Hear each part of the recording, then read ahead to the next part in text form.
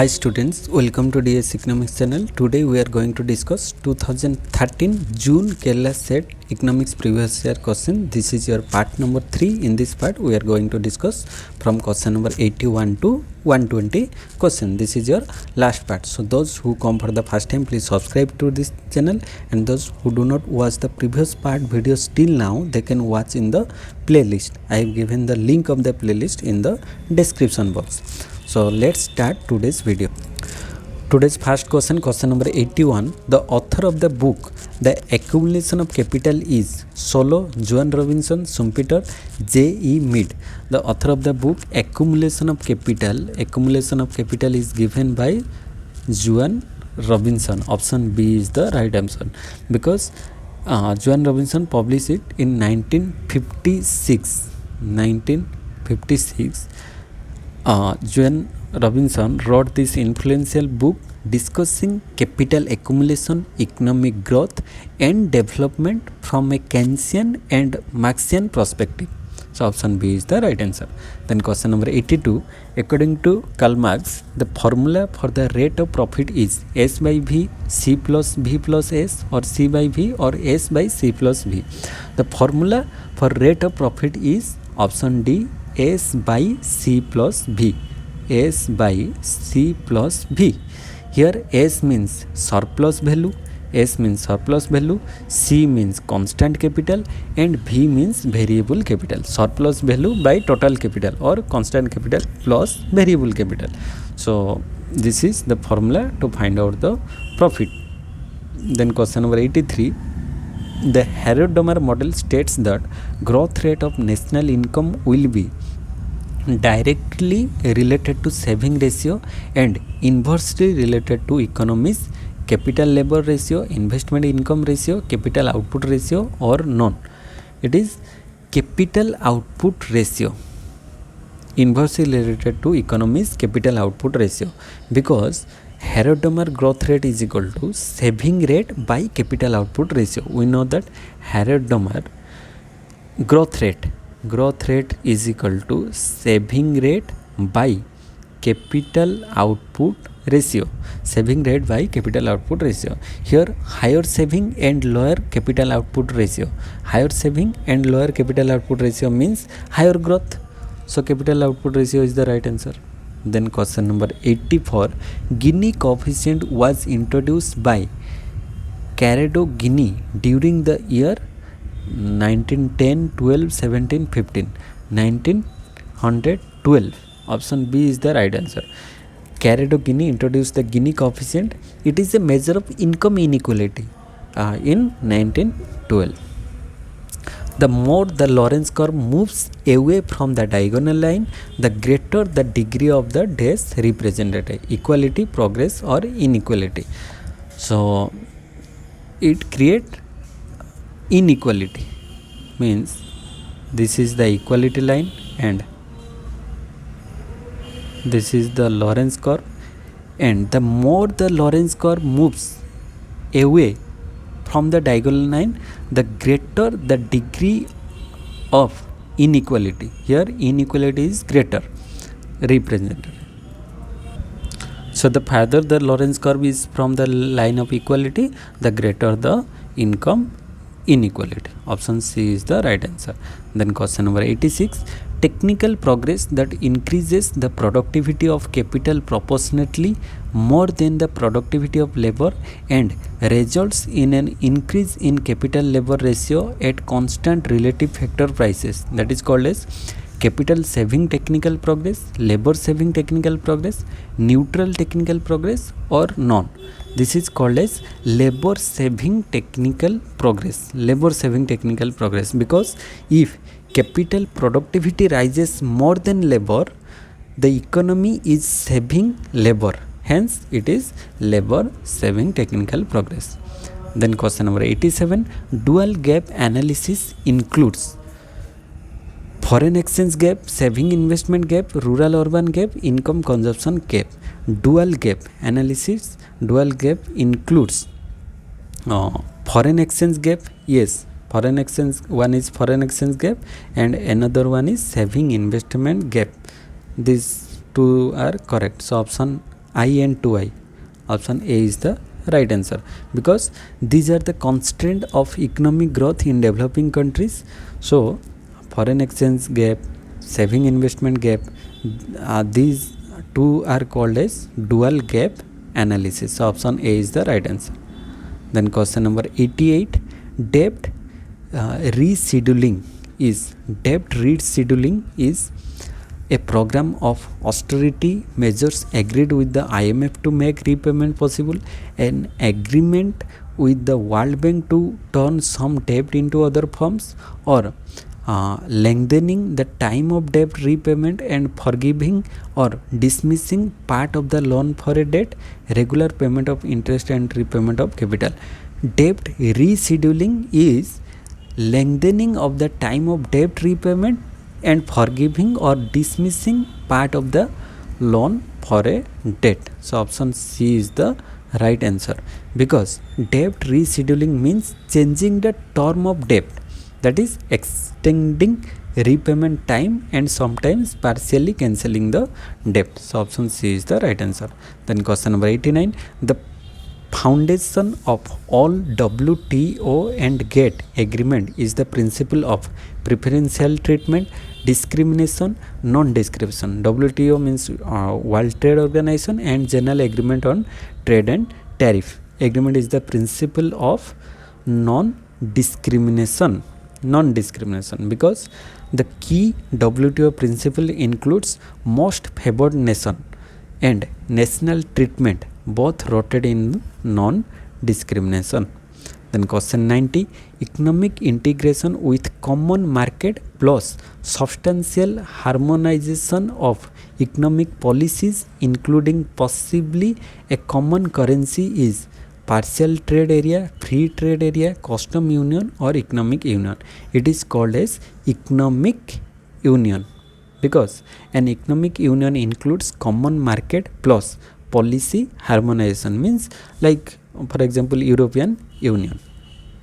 Then question number 91, DES considers levels of protection on intermediate inputs as well as the nominal tariff levied on the protected good. Nominal rate of protection, absolute rate of protection, effective rate of protection, or comparative rate of protection. It is called as effective rate of protection.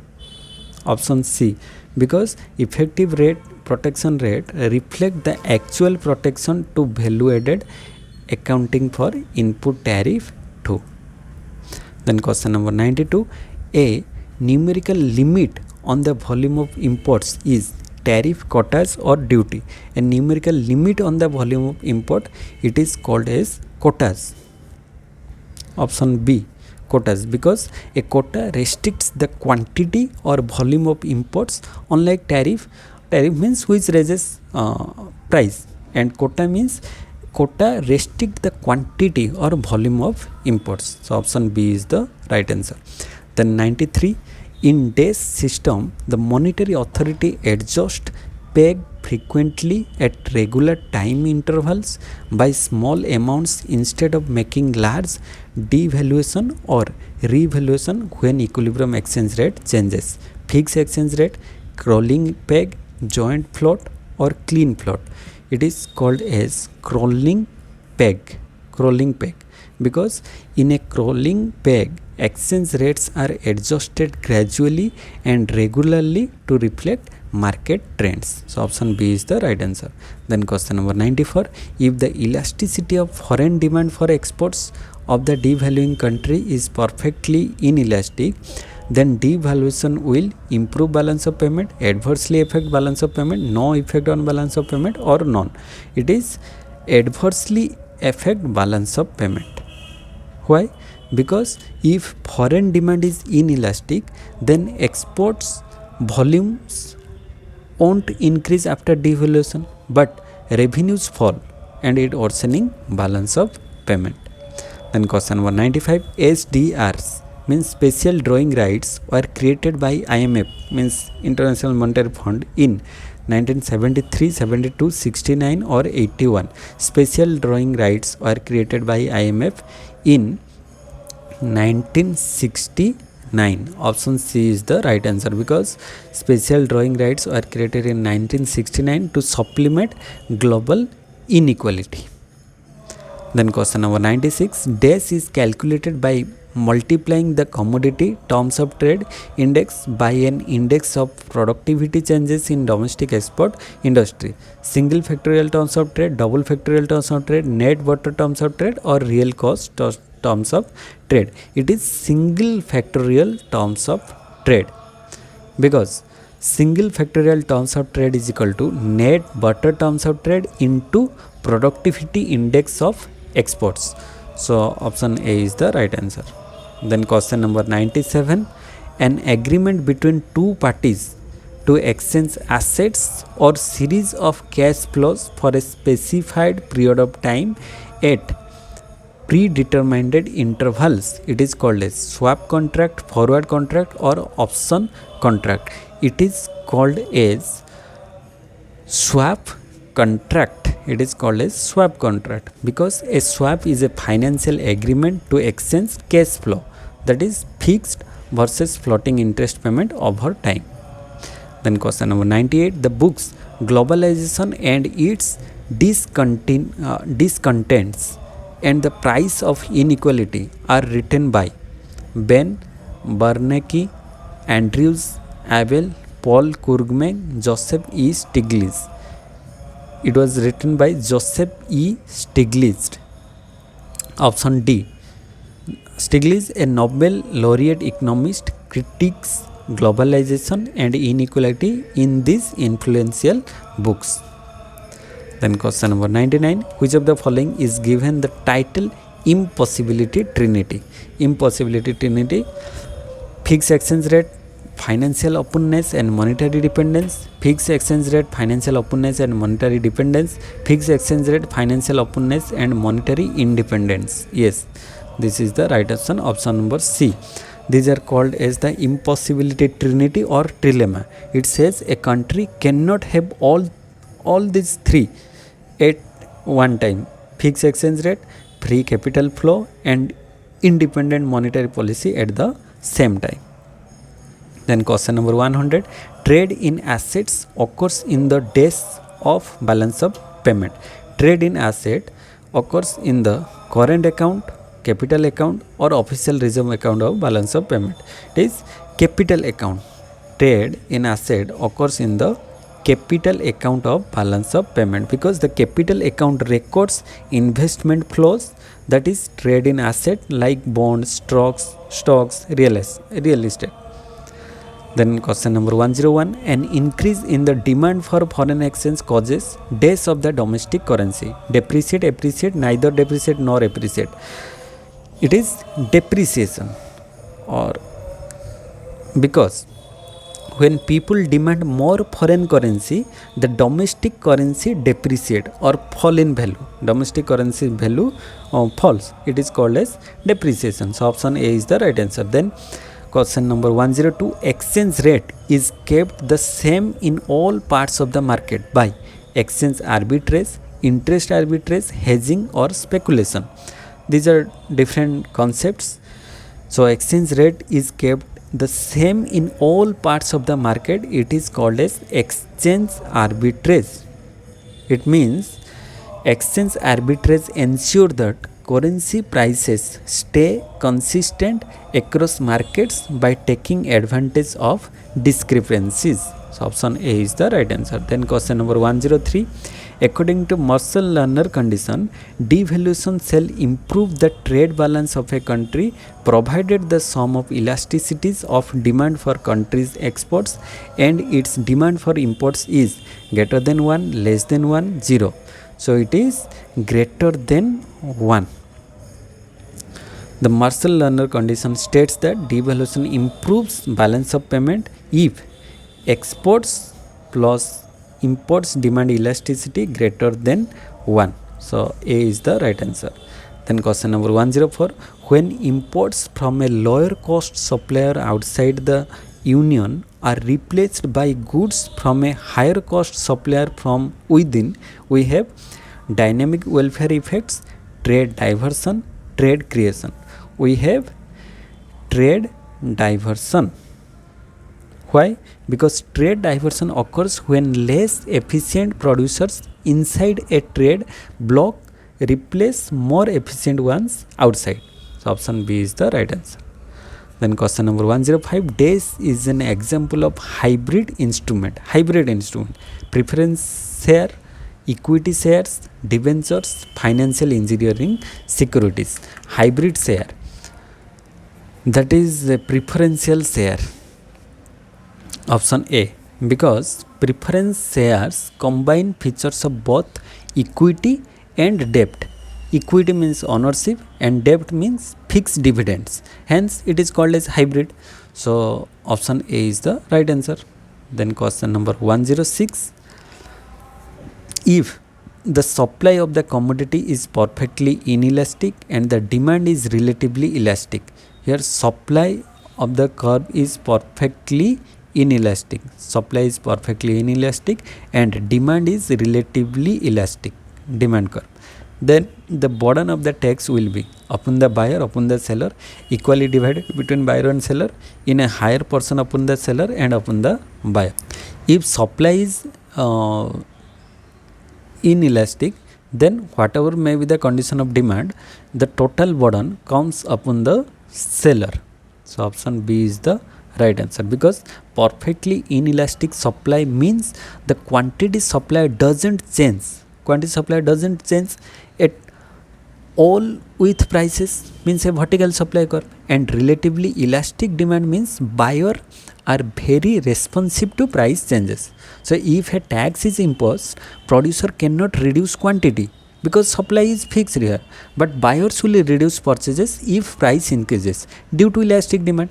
So seller cannot pass the tax to consumers without losing sales, so sellers bear the full burden, full tax burden. So this is a classic case of tax incident depending on relative elasticity, means the more inelastic side bears the larger burden of tax. So if supply is perfectly inelastic like vertical supply curve, and the seller bears the full burden of the tax regardless of demand elasticity. So option B is the right answer. Then question number 107, the modern theory of tax shifting was advanced by Mansfield and Carnard, Hobson and Stein, Mrs.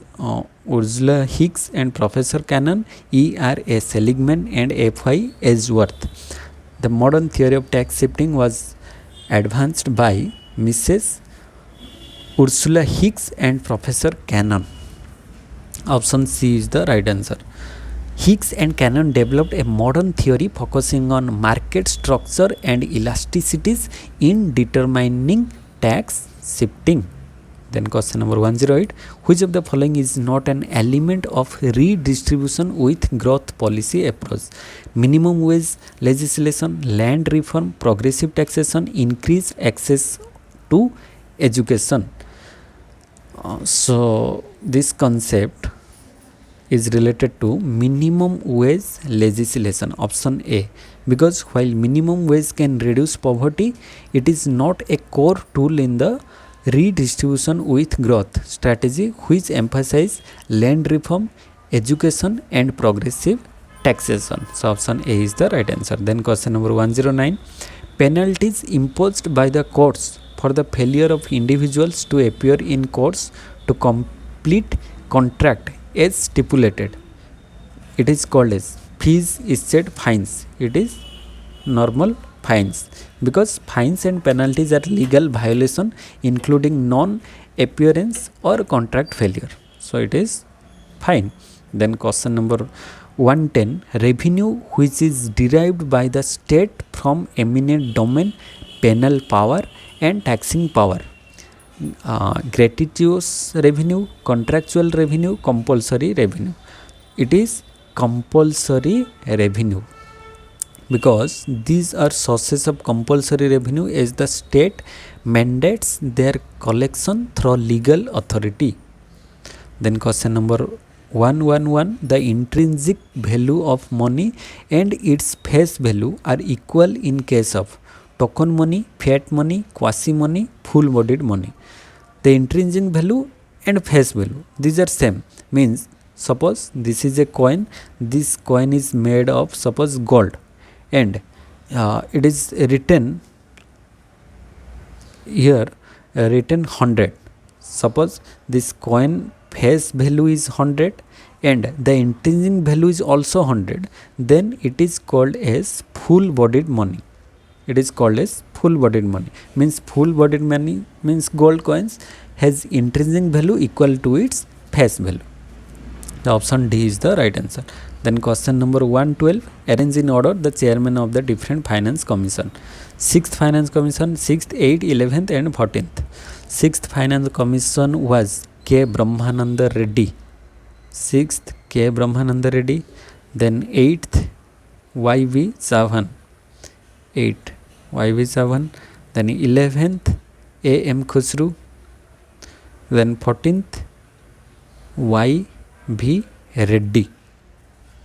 So CABD in the option B. So B is the right answer. Then question number 113, the segment of the financial market which provides short-term credit is known as capital market, money market, debt market, all. Which provides short-term credit? Short-term credit provided by money market. So option B is the right answer. The money market deals with short-term borrowings and lending, typically up to 1 year. So examples include treasury bills, call money, etc. Then question number 114, every commercial bank is required to keep a certain percentage of its demand and time liabilities with RBI. This ratio is called cash reserve ratio, bank rate, statutory liquidity ratio or debt ratio. This is called as simple cash reserve ratio, CRR, cash reserve ratio, because CRR is the portion of deposits that banks must keep with the RBI in cash form. Then question number 115, free riding means there is incentive to pay for public goods because people can be excluded from consumption. No, this is incorrect. There is no incentive to pay for public good because people cannot be excluded from consumption. Yes, this is the right answer. Because public goods like we can say street lighting or national defense are non-excludable and non-rivalrous. So people benefit without directly paying. So this is free rider problem. Then question number 116, economies of scale occur whenever average cost dash as population increases. Average cost increase as population increase or remain same or decrease. Economies of scale occur whenever average cost decreases as production increases. When production increase, average cost decrease, that is called as economies of scale. So option C is the right answer, because when production increase, the average cost per unit falls and farm experience economies of scale due to operational efficiencies. Then question number 117, the Basel Capital Accord is a set of recommendations for internationally active banks, stock markets, educational institutions or insurance companies.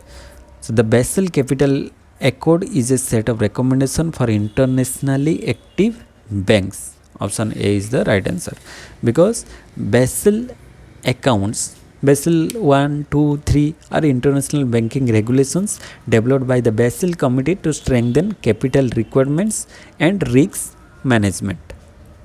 Then question number 118, dash measures the total issues of primary and secondary claims in relation to national income. Financial interrelation ratio, new issue ratio, finance ratio or intermediation ratio. It is called as finance ratio, simple finance ratio, because the finance ratio is a broad indicator of financial development measuring total finance claims. Total finance claims means both primary and secondary as a percentage of GDP. So C is the right answer. Then question number 119, an NBFC, non-banking financial companies, which is carrying on as its principal business, the acquisition of securities, is called loan company, mutual benefit financial company, investment company, hire purchase finance company. What? It is called as investment company. Investment company, because investment companies primarily invest in securities of others companies, unlike loan companies or hire purchase finance companies. So option C is the right answer. Then today's last question, 120. As per Kerala Economic Review 2012, the contribution of Kerala's income from manufacturing sector to state gross state domestic product at current price during 2011-12 is that is 8.1. So option A is the right answer. This is all about for the today's session, and this is the last part of 2013 June Kerala set. I hope you enjoyed this video, and if you enjoy, please like the video and comment in the comment section, and those who come for the first time, please subscribe to this video, and we will see in the next videos. So thank you all for watching. Jai Jagannath.